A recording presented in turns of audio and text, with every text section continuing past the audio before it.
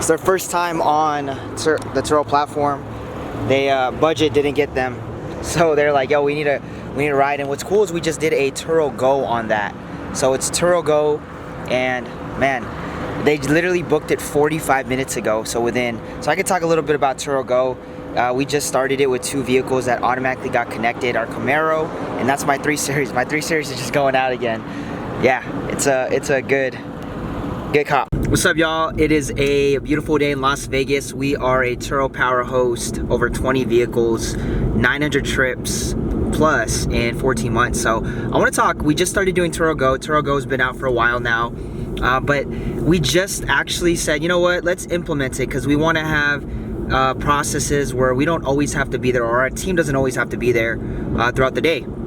So we've been doing it for a few weeks now. We've had quite a few different situations with TURO Go, and we're still testing it to see if we want to continue to do it.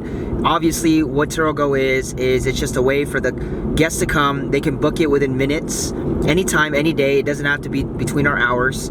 And they go in, they unlock it through the app. There's a key already hidden inside, and they just unlock it through the app, and they can start the car through the app. There's certain cars that are programmed as that, but if you wanted to have this type of experience, I know there's little devices out there that allow you to do TURO Go, but our 2018 BMW 3 Series, we're able to have it, and also the 2017 our black Camaro. So those are the 2 ones that we're currently testing right now, and it's been okay. It's been good overall. So we had like somebody that booked on Sundays. We don't do any bookings. None of our teams on, no staff. So we always do handoffs. We don't like doing contactless or anyone working around and having to do customer service and all that stuff.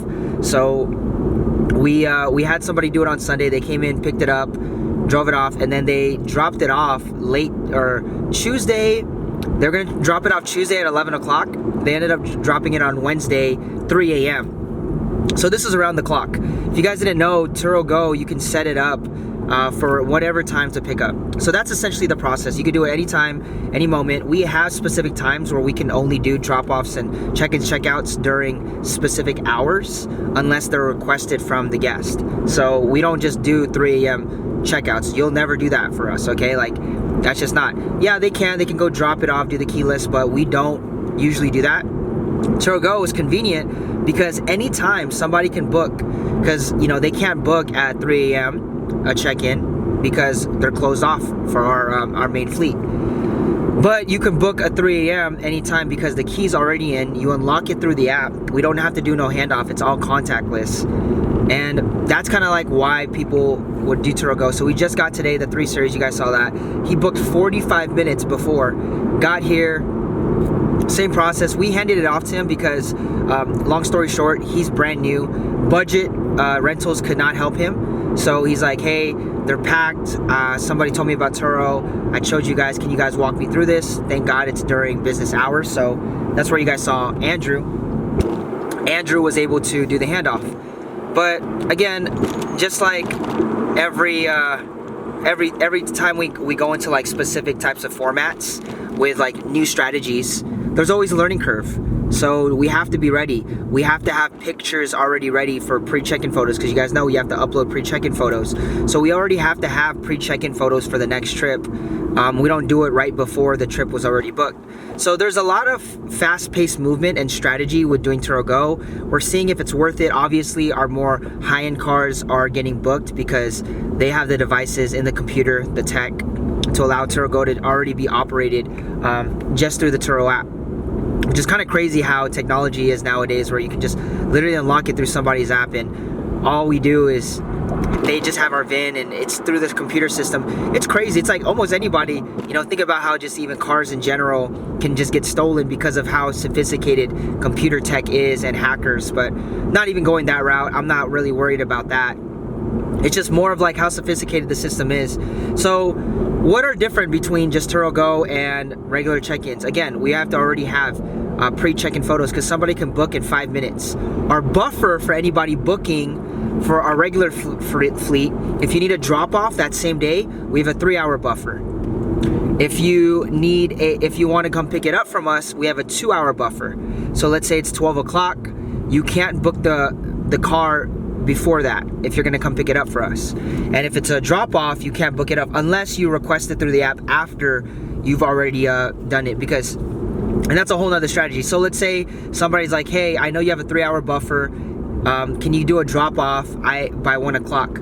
They have to book it at 3 o'clock, and then they have to request for for it to be at 1 o'clock. Let's say it's 12. They have to request for it to be at 1 o'clock through the app, and we have to approve it.